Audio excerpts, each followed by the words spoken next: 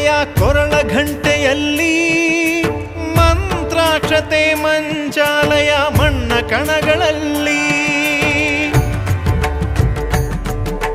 ಮೂಲ ರಾಮ ನಿನ್ನ ತಂದೆ ನೀನೆ ನಮ್ಮ ತಾಯಿ ತಂದೆ ಸತ್ಯದ ದೀಪ ಹಚ್ಚುವ ಕರುಣೆಯ ಕಿರಣ ಚೆಲ್ಲುವ ರಾಮನ ಸಾರ ತುಂಬುವ ಹನುಮನ ಶಕ್ತಿ ನೀಡುವ ಬೃಂದಾವನದಿ ನೆಲೆಸಿದ ಪೂಜನೆ ನಿನಗೆ ಶರಣು ಶರಣು ಶರಣು